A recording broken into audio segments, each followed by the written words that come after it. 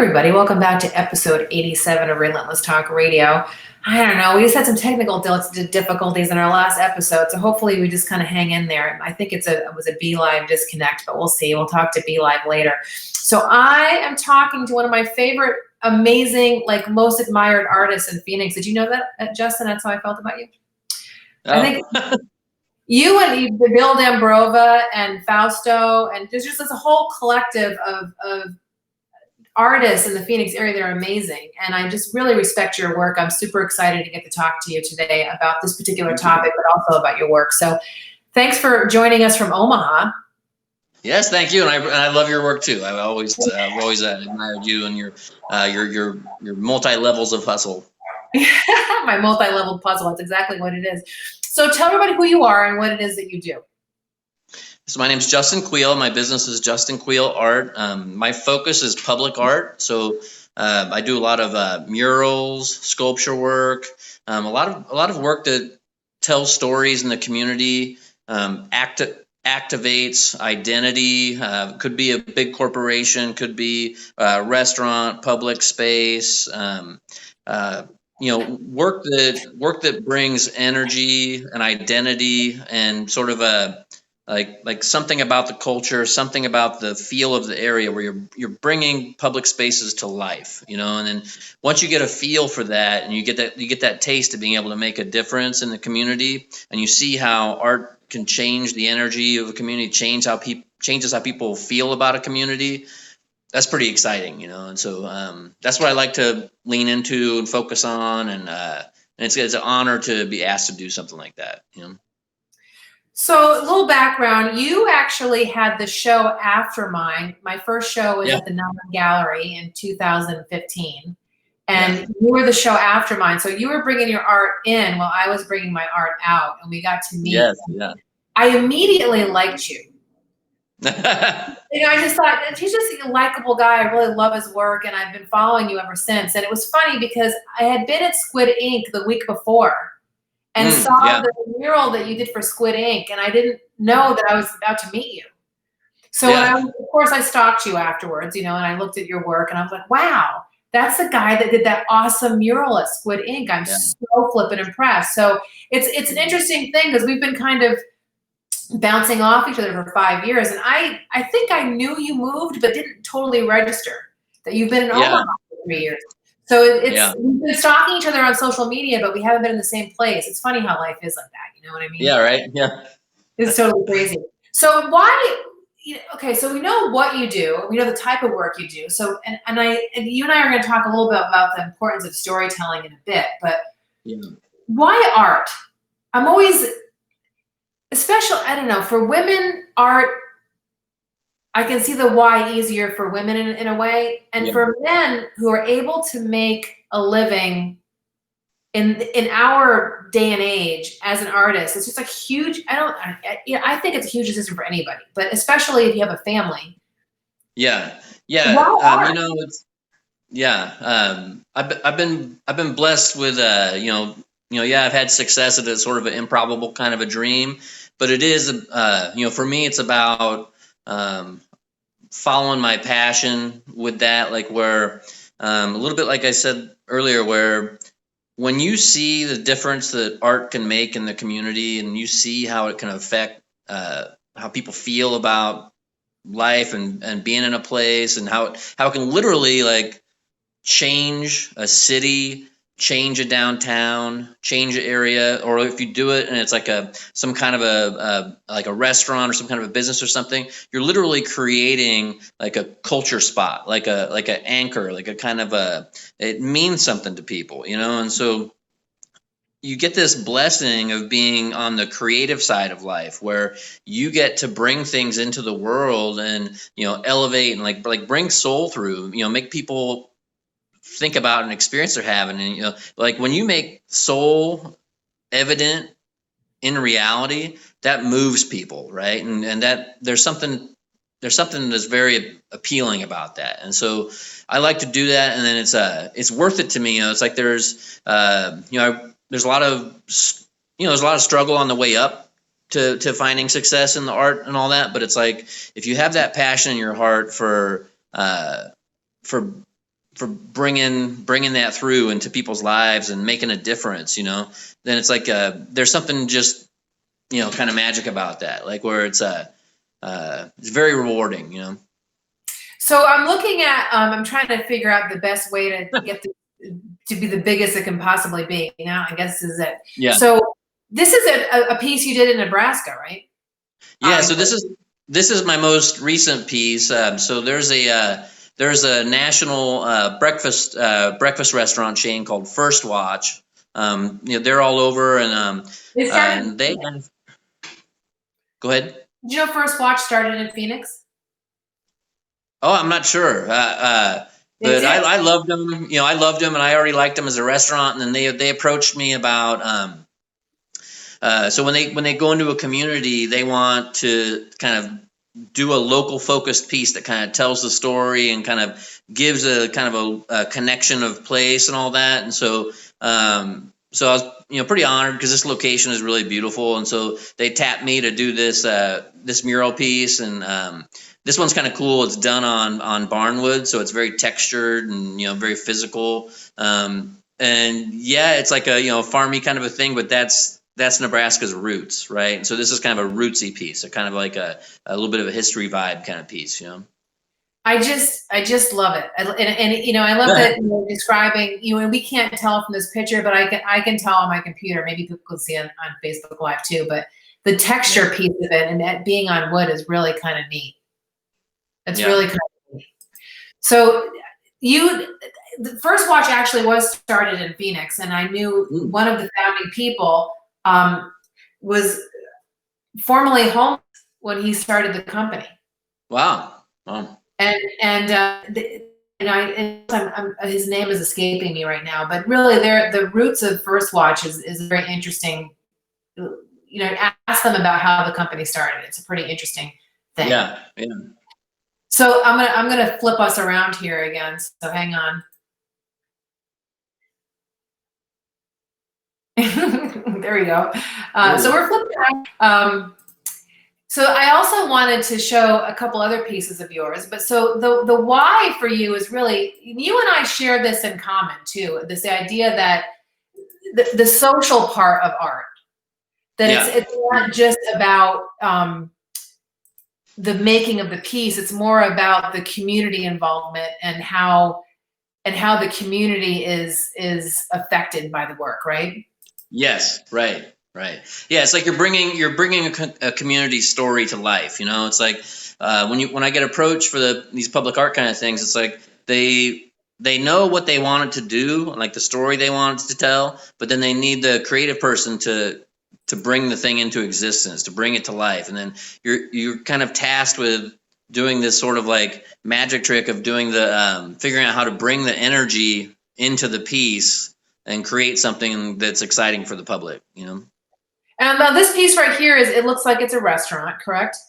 Yes, that's a new restaurant in Omaha. It's called 402, and there's a real cool local entrepreneur lady and her husband, and they had done a restaurant in Iowa called the 712, and then that was a big success and hit here, and then they opened this up in West Omaha, which is kind of Omaha's kind of like more sort of a wealthy area and all that. And so this was kind of a cool thing to bring a strong local art piece into a sort of like, wealth district like that, where a lot of the stuff that you would see would be more kind of like, maybe corporate or whatnot. And then here comes this, high energy local art, Now, which came first, the couch or the yellow and the piece? The piece came first, and then they keyed the colors off of that. So I love this because I always say that art shouldn't just match your furniture. They actually made the furniture match your art. I love that. That's how it should be. I think you should choose a piece of art to anchor the room, and then choose everything else around it. It's really lovely. How big is that wall? That wall's about, I want to say it's about 50 by 15. What a fun project. Yeah. Super fun project. And then you also did a piece for a little company called Facebook. Yeah. Yeah, so that has been a real game changer in my life. That's been a big pivotal kind of a turning point where like you had brought up like the Squid Ink mural, right? And then so the Squid Ink mural kind of got things kicked off for me in the public art mural game, and then that led to me doing GoDaddy's global technology headquarters out in Arizona. And then I came back here to Omaha, and then I'd come to my hometown, and then ironically, like when I'm back here, Facebook comes looking for an artist to do their new big Papillion, Nebraska location, which is a little outside of Omaha. And then and I got that's a competitive thing to get one of those. And then go ahead. You think it's a little competitive to get a Facebook Yeah, a little job? bit competitive. Yeah, a little bit competitive, and they do like a committee vote kind of a thing. And then I got picked, and then it was a big honor to do that because Facebook is all about the storytelling, and the murals are really like locally focused and kind of capturing the story of the community.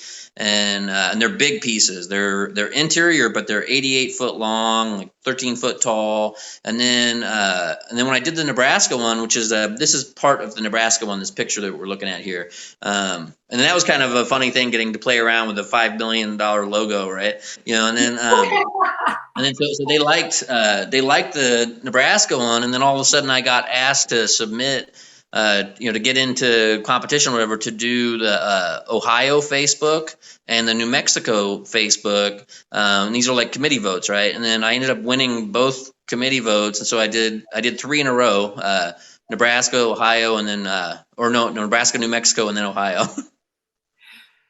So you and I do have something in common, and we do believe that art is business and business is art. And so we've always kind of connected on that level. And when we were talking earlier, you said some things that really, you said art is a performance-based thing. And that if you can show a company that they can have confidence in you, that you're going to deliver the story that they're asking you to tell. Right. That was kind of it's like a building block thing, just like any other job out there. Right. So you started with Squid Ink, and then you moved to GoDaddy, and then Facebook. It doesn't like you just walked into Facebook and said, "Hi, I'm terrific, give me this job." You had to actually build a resume that would qualify you to demand that kind of confidence from a company like Facebook. Yeah, they're looking business. Yeah, they're looking for somebody that's going to get the win, right? And when the bigger the project, the more money is invested, then the more money, the more important it is that it's a win, because there's people attached to you. There's people that are part of like picking you and all of that kind of a thing. And so, and there's a whole project behind you that has a lot going on already. And so, but you're going to be this kind of sensitive, forward kind of a piece of the puzzle where the public sees that and gets a feel for it and takes that in. And so that part of the project is our creative part needs to be right. I'm wondering did I lose your volume? I can hear you a little bit. Yeah. Yeah, there you go. Something weird just happened, but I think it's back. Can you hear me okay? I can hear you, yeah. Okay, cool. I can hear you too. So I think it's so important, because I think that my art is actually about entrepreneurship, because I believe entrepreneurship is an art form. And so I interview someone, this whole year's worth of interviews is going to inspire a show in December of next year. So the interviews I do between January of this year and December of next year, collectively, I'll produce a show that's based upon the conversations that I've had over a 2-year period. I was planning on doing it at the end of this year, but COVID had put a bit of a halt on that project for me until next year. But having the conversation and telling the story. So I write the story, and some pieces are behind me from my work. That's the story of conscious capitalism right there. When you actually make the work, it's a story. It's telling a story. Now, big states and municipalities are actually hiring professional storytellers, and those storytellers are charged with hiring artists to tell the story in their town. So Gilbert has some really awesome Gilbert, Phoenix, all they have some really great stories that are on the walls. I love the Bisbee mural, as we talked about prior to this. How many people have taken a picture in front of the Bisbee mural? And if you're really honest, if you think about it, in your childhood, there's some really awesome mural somewhere that you have taken a picture of traveling. It's so important, and it is the story of the municipality and the area and the people and the state and time. It's just so important. So art really is, in my mind, visual storytelling. Now, I happen to go along with it, but you see what you're doing as visual storytelling as well, correct? Yeah, to be honest, it's really often the most important part. Like that's what they're really needing you to do. And then, like when you're working on a big public project, what goes on is that there's all these boxes that it needs to check off that people behind the scenes know about.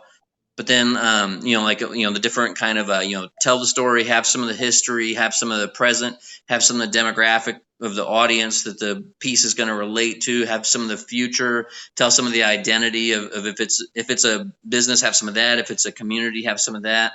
All these sorts of things it needs to do. And then there might be a narrative or a story that, like a theme. And then, but then the last box it has to check off is that it has to be great.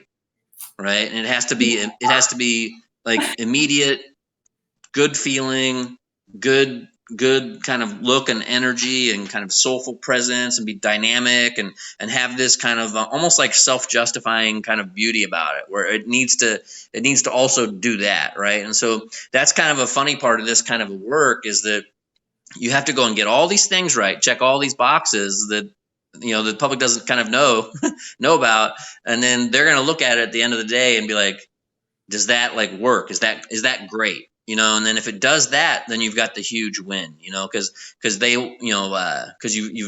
you've brought the story through, you've brought the meaning through, you've done the thing that you need to do with making it relevant and meaningful to the people and the place. And a lot of times that's a community thing. So it's really meaningful to do that. It becomes a landmark when that's done well. And then, and I really like that uplifting aspect of doing this kind of a work, where sometimes I'm actually coming in and I'm helping lift a heavy load of uplifting the vibe or the energy or the feeling that people have about a community. And then so I recently did a really giant piece. It was like a 450-foot mural in my hometown, where I got to do that kind of thing, where it was like a formerly kind of blighted kind of an area that was down and kind of economically ignored and all that kind of a thing. And then when it got redeveloped, this cool real estate developer that I do work for, White Lotus Group, they brought me to come in and tell the story, and I did this high energy, super colorful, super dynamic piece that was kind of inspired by global women's fashion. So it's sort of like these cool like patterns like you might see on a dress, like the geometric patterns and that kind of a thing. And then the end result piece like had the right fit and energy for the place and all that, and people have just kind of it's been received really well, and that feels good. And it's been like this kind of clear, kind of like uplifting thing, and everybody goes and takes photos in front of it, and the kids are into it, the neighborhood's into it, and it feels good to be part of something like that, where you give something to a neighborhood that people feel proud of. Justin, you're such a thoughtful, smart human being. Thank you. Yeah. I mean, really, you're the thinking through how the work is going to affect the community is just so thoughtful. And you're smart, because you look at all the pieces together and then you translate that visually. And that is a huge skill that most people can't even imagine being able to. It's not just like you're drawing a perfect rose. Yeah. Which is, that in of itself is a miracle, okay? Being able to draw or paint or make art of any kind. But the fact that I think for me, making art, and I create stories for 15 people in my series that I do called The Art of Fearlessly Doing Business. Those 15 people get to meet each other. And the big win for me is when I stand back from a crowd of 100, 200 people, right? And the next opening is going to be bigger, because it's going to be 2 or 3 people interviewed for 104 weeks. So it'll be the next show is going to be about 300 people's stories together, as opposed to 50. Yeah. Wow. That's cool. So I can't even imagine what that's going to be like for me, because there's a moment in the show where I step back and I hear what you're saying. To watch people interacting with your art is the most amazing experience. That to me is the art.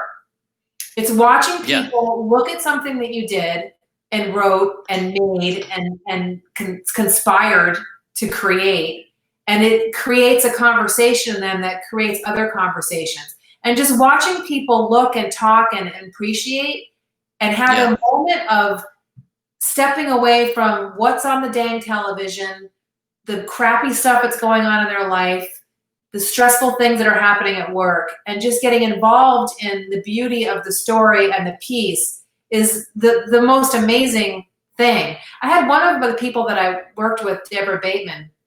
Her company was called Deborah Bateman LLC. And when I made her painting, I called it Risk Blossoming. And she changed the name of her company to the name of my painting. When she told me she was doing that, I bawled. You know what I mean? Because the work and the story had affected her so much that she literally changed the name of her company. So that's cool. Yeah. It's super cool. Yeah, you right? brought meaning to it. Yeah. It's all about the relationship for me and my friendship with Deborah and lifting her up and just supporting what she's doing as a professional. I mean, it's just a really amazing thing. So I really appreciate, as a fellow artist, as a fellow human being, as a fellow business person, that what you really love about the work is the end product and watching it, how it affects the community. And it's just so amazing. Yeah. You know, I'll be honest with you, kind of what I do with that is that, the sort of trick for me is, being able to put myself in this, feel ahead or feel beyond myself and put myself in the place of the viewer taking in the work and what that energy, what that vibe, what that experience, what that mood, what that ambiance is going to be like. And then but I'm having to do that in real time, but I'm kind of tapping into like a future experience.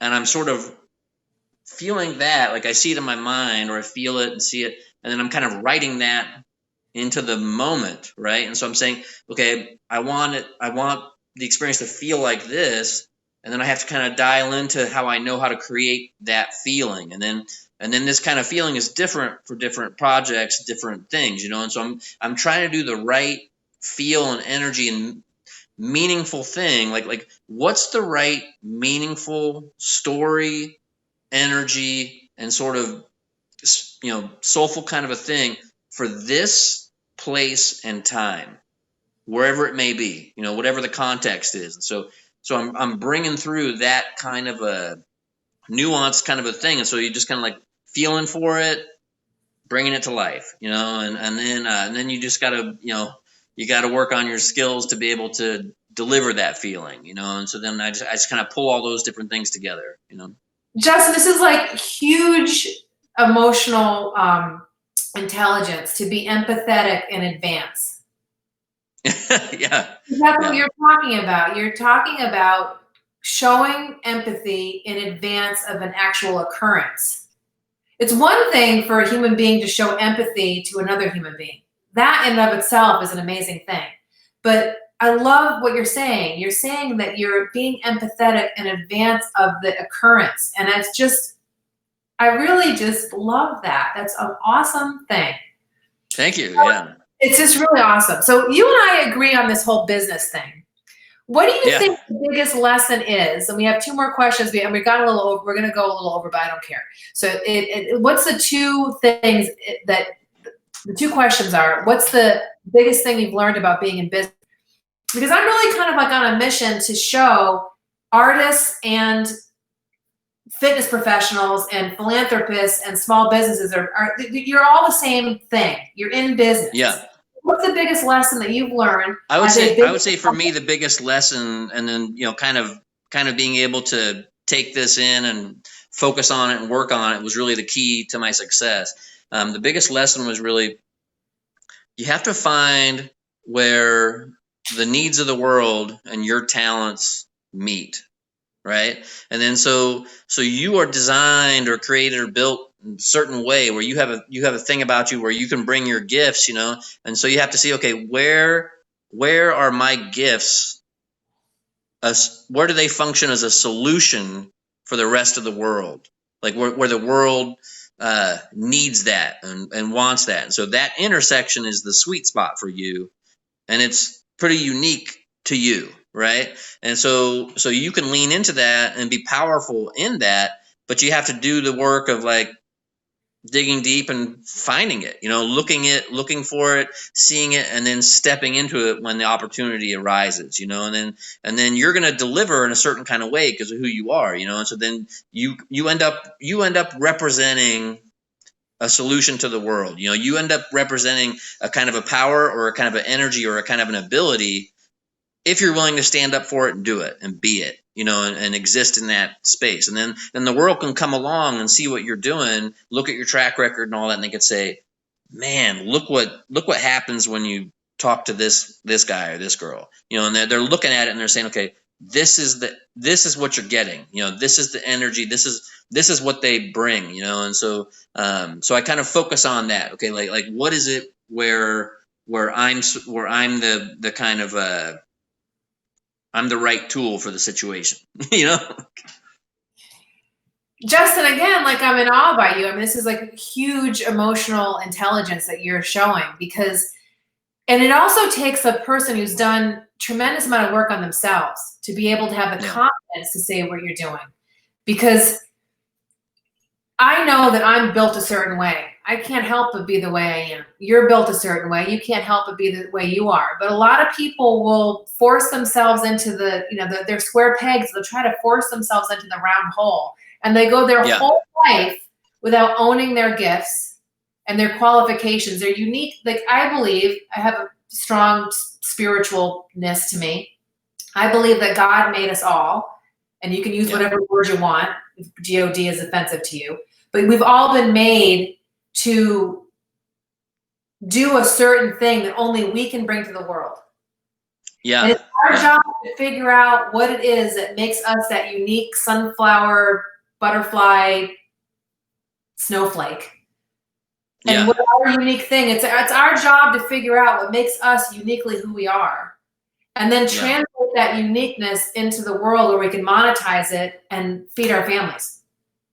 Yeah, right. Yeah. The job of life is to figure out what is it that I'm good at. And you know what? It isn't always monetizable either. Because I believe that there are people that have never made $1. And I've really been kind of in touch with that lately myself with, is my value how much money I make? Even I say that, of course not, right? When I listen to my single friends say, I'm only going to date a person that has these qualifications, I think to myself, well, how about you're dating a person that speaks to your soul and your heart? Those qualifications are kind of like surface, you know what I mean? The deepness of somebody has nothing to do with money. And I think the deepness of who you are and your uniqueness, your unique gift also has nothing to do with money. However, some of us have to make a living. So is to try to figure out what that gift is and how it's going to be manifested in the world and if it's going to be monetized or not.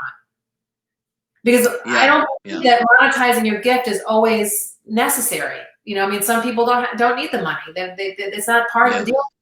But if it is, if making a living is important, then you're literally, the whole goal of your life is to figure out how to monetize your gifts. Because you can't not give the world your gifts. That's your whole job. The gift is the job. The money is the after, right?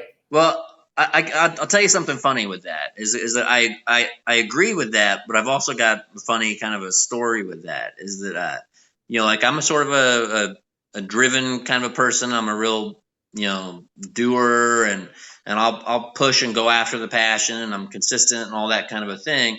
But a very humbling lesson for me, a real eye opener, was that when I started to when life started to, or when I started to create like like kind of like next level success and all that, ironically, it came out of surrender. And so what I want to say is that surrender is actually the powerful position. Okay, and so what I'm getting at is that whether you want to call it God or universe or the collective energy or whatever, however you want to look at it.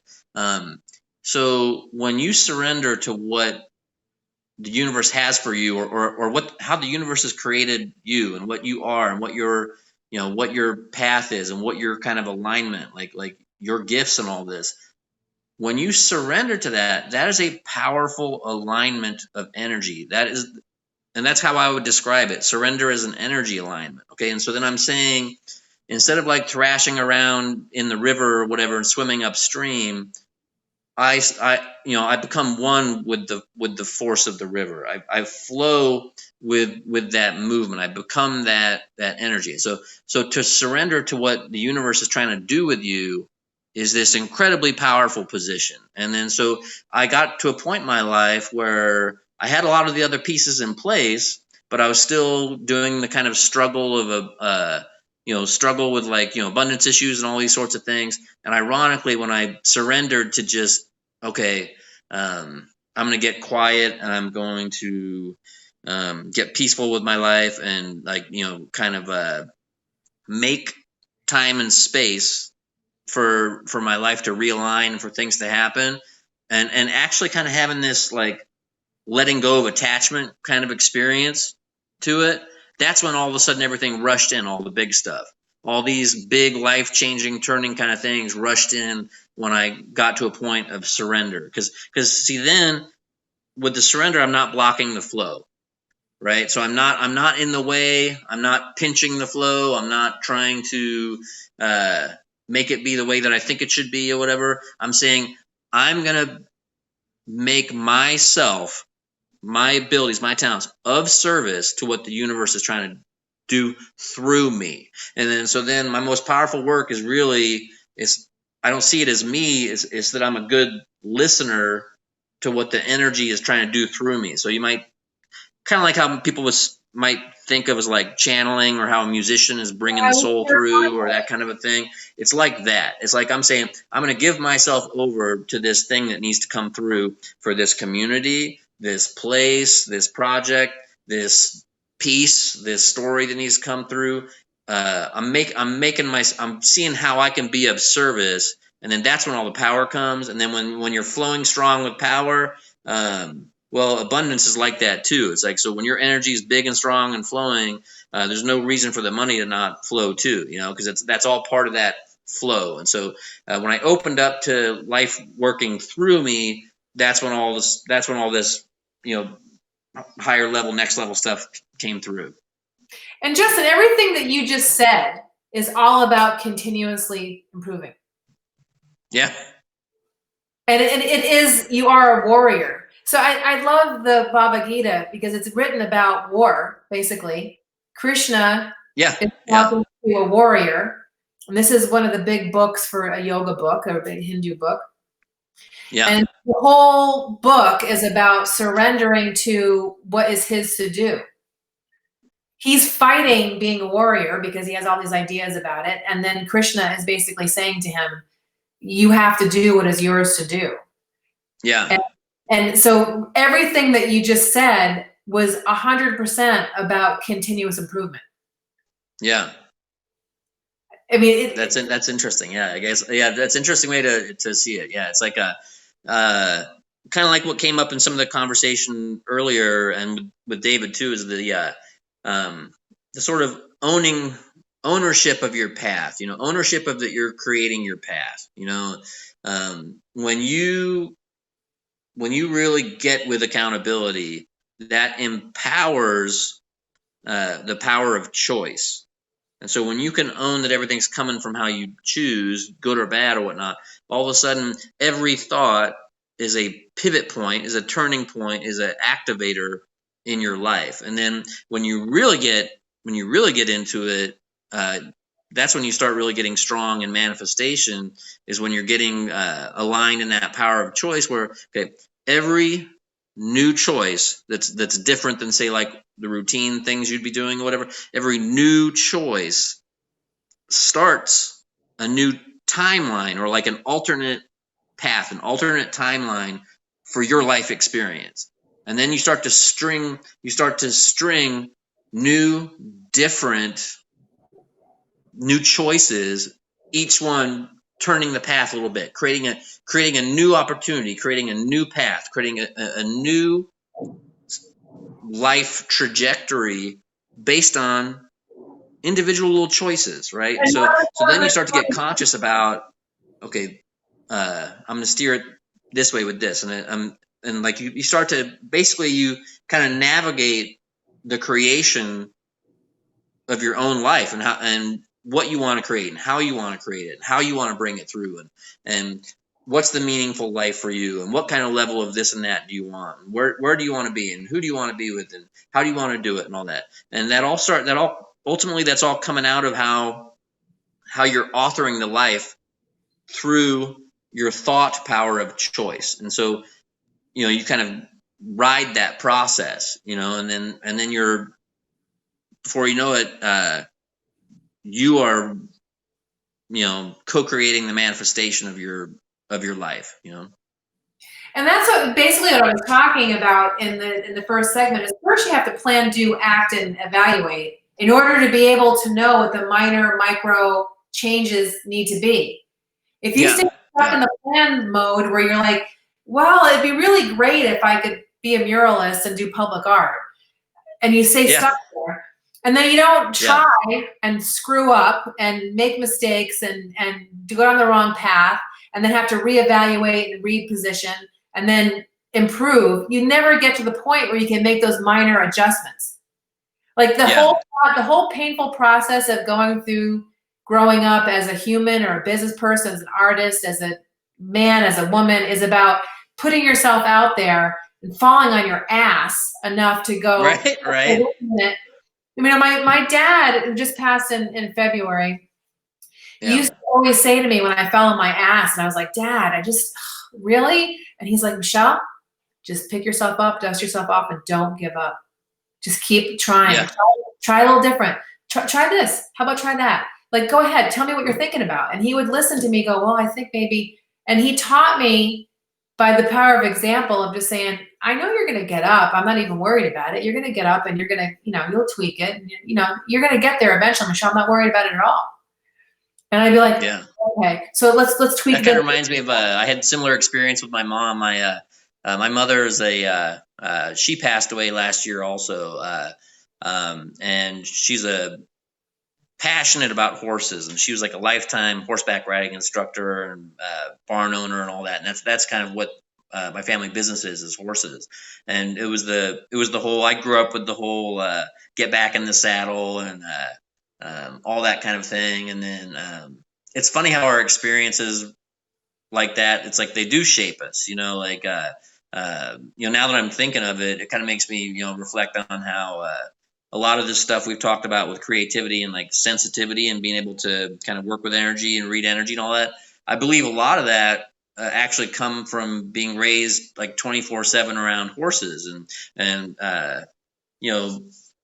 animals, even horses and whatnot. They're kind of like language is energy sensitivity, right? Like nonverbal. And then so I kind of navigate that world, and you have to be good at it for your own safety, right? For your own like survival, and so that kind of made me see the world and experience the world through a certain kind of lens, and then I carry that through into the rest of my life of being, kind of navigating more that way, Justin, I'm so impressed by you. I was the first day I met you, and continually impressed by you. I just think you're a very strong and tender human being who happens to be a man, and I think that's pretty cool. Thank you. Plus, I was raised by a strong woman, right? Yeah, and I think that's pretty cool. So the way people can follow Justin is to go to quealart.wordpress.com or go to @JustinQueal on Instagram. And, when you do get back into the Phoenix area, we have got to have lunch, actually face-to-face. Yeah, that sounds great. Seeing each other in person. So, Justin, thanks so much for coming on Relentless Talk Radio and sharing. Thank you. Thanks for having me, Michelle. and your work, and I'm just so impressed by you. Thanks so much. So everybody, this is the end of episode 7 of Relentless Talk Radio, where warriors are constantly improving. This has been Justin Queal. He's an amazing artist here in the kind of sort of in the Phoenix area, maybe, and also in Omaha. And so go to Queal. I've gone back and forth from Phoenix and Omaha for most of my adult life. Yeah, I like we're still adulting, right? I don't know. Is that right? Kind of? Right. Yeah. Thanks a lot, Justin. You have a good rest of your day. We'll talk to you soon. Okay. Thanks. It's been great.